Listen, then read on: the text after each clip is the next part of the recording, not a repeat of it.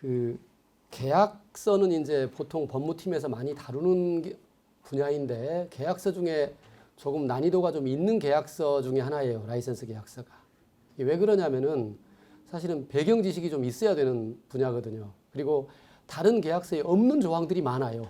그러니까 일반 계약서에 그러니까 배경 지식이 있어야 한다는 말은 특허라든가 뭐 영업비밀이든 상표든 이런 그 백그라운드에서 지재권을 배경으로 그러니까 지적재산권에 대한 라이선스이기 때문에 지적재산권의 특징이 있어야 되고 거기에 대한 법규에 대한 이해가 있어야 되기 때문에 그 법규 이해나 이런 지재권에 대한 지식이 필요하다는 것이 한 측면인 것 같고요.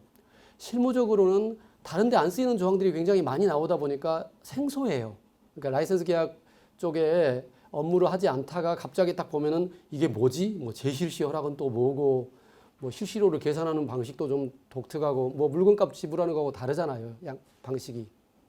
그래서 그런 부분의 어떤 독특한 조항들을 좀 우리가 극복을 해내야지만 라이선스 계약을 제대로 할 수가 있는데요.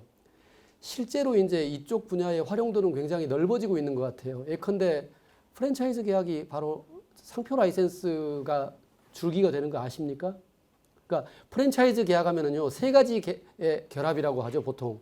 상표에 대해서 라이센스를 준다는 것, 그 다음에 경영 지도를 한다는 것, 그 다음에 재료나 물품. 그러니까 예컨대 닭강정 같은 거 프랜차이즈 하면은 거기 소스 같은 거를 만들어서 물품 공급을 또 해야 되잖아요. 그렇게 물품 공급이라는 세 가지 측면이 결합되어 있는 계약이 바로 프랜차이즈입니다.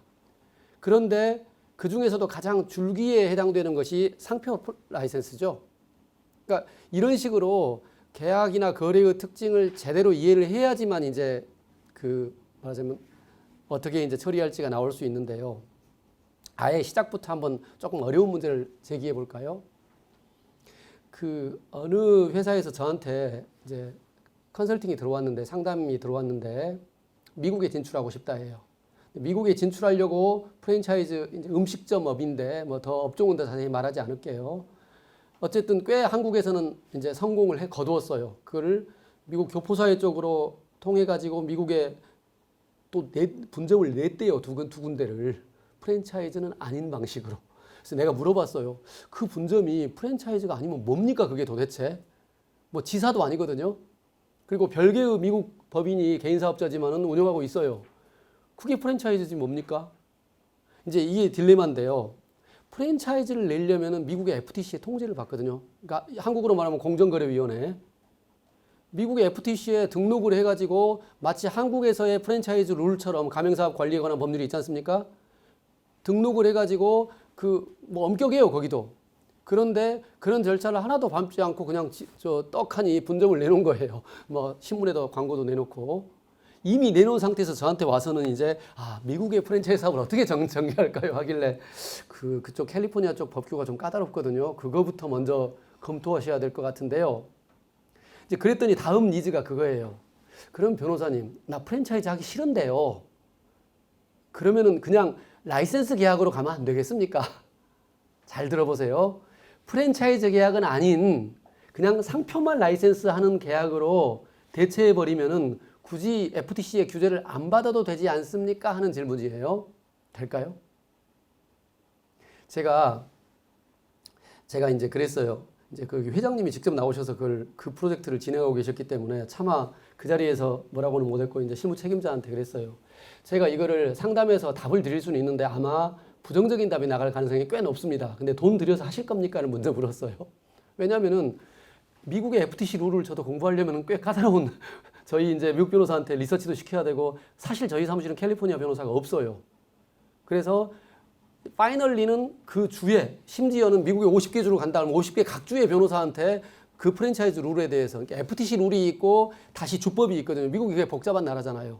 연방법에 의한 통제가 있고 주법에 의한 통제가 따로 있어요. 이게 중첩적으로 작동해요.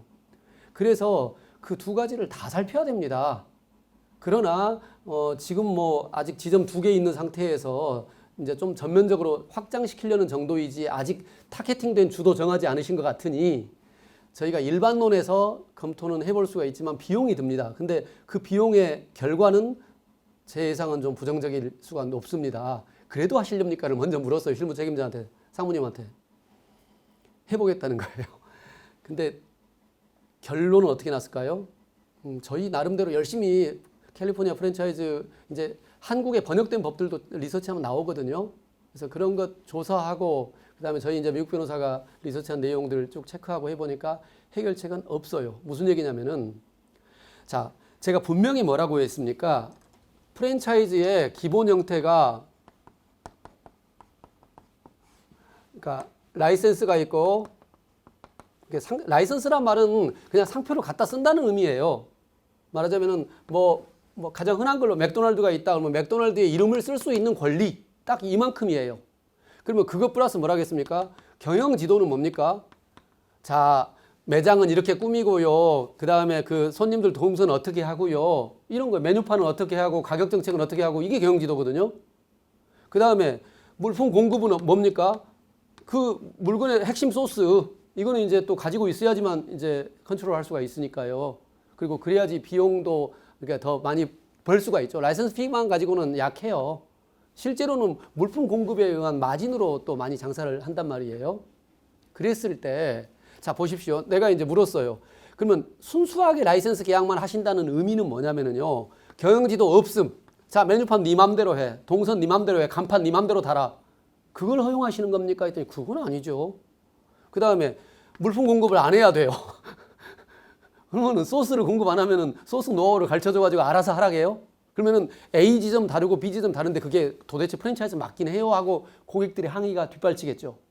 간판도 다르고 메뉴도 다르고 내지는 그 매장 분위기도 다른데 이게 무슨 프랜차이즈야? 하고 요새 얼마나 고객들 그 눈썰미가 예리한데요. 감당 안 되죠. 그래서 이 부분이 커버가 이렇게 안 될 것 같으면은 순수 라이센스 계약은 뭐냐면은요. 아예 이런 것 없이 그야말로 간판을 공유하는 게 순수 라이센스 계약입니다. 아니, 간판만 공유하다니요. 아무 통제도 안 하다니요. 벌써 이상하지요. 벌써 이상하다니까요. 그래서 순수 라이센스 계약만으로 가실 길이 아주 좁습니다. 그리고 그랬을 때는 미국 그쪽 프랜차이즈 저기한테 권한을 다 줘버려야 됩니다. 간섭도 안 해야 됩니다. 감독도 안 해야 됩니다. 그렇게 하실 것이 아니라면은 미국의 프랜차이즈 법을 피할 길은 없어 보이고 당신이 아무리 거기다가 라이센스 계약서 또는 라이센스도 떼고 그냥 계약서 뭐라고 약정서 뭐라고 썼든 간에 어그리먼트라고 뭐라고 썼든 간에 이거는 프랜차이즈 룰에 그냥 규율을 받습니다. 실체에 의해서 룰을 지배를 받기 때문에 이제 그다음 마지막은 그거였죠. 이제 그렇게 노후의 결론이 나버리면 저희는 깝깝해요. 사실 이거 비즈니스 문제이기 때문에 뭐 솔직하게 이 자리에서 말할 수 있죠. 비용 문제를 해결해야 되니까. 비용이 너무 많이 나왔다는 거예요. 몇백만 원 나왔지요, 물론. 근데 저희는 굉장히 노력을 했고 세 차례에 걸쳐 의견서가 나갔고 캘리포니아 법 리서치의 기본 보고서가 나갔기 때문에 몇백만 원은 기본이었단 말이에요. 근데 내가 그래서 처음에 한 가지 잘못했어요. 그냥 하시렵니까가 아니라 얼마의 한도에서 하시렵니까를 물었어야 돼요. 왜냐하면 저는 비용이 좀 있을 걸로 예상을 했거든요. 근데 그쪽은 자문에 대한 비용에 대한 개념이 없으셨던 쪽이에요. 자문이라는 게 시간당 보수로 해가지고 실제로 굉장히 소송보다 더 1,000만 원, 2,000만 원이 훌쩍 넘을 수도 있습니다. 실제로요. 그러니까 케이스에서 저도 이제 이게 갑자기 무슨 돈 얘기를 해서 갑자기 서두에 미안한데요. 우리 실무하는 강의니까 그냥 다 솔직하게 까놓고 얘기합시다. 제가 이제 자문하면서 비용 가지고 했던 게 그거 한 번 하고 이 지금 말한 프랜차이즈 자문하고 또 한 가지 이슈가 있죠. 뭐였냐면은 중국의 파생 금융 상품에 대한 검토였어요. 그러니까 중국에 진출을 했어요. 이거 근데 흔하게 벌어질 수 있는 일이기 때문에 지금 여러분한테 말씀드리는 거예요. 중국에 이제 진출을 해가지고 중국에서 중국의 자회사가 관리를 하고 있죠, 본부에서.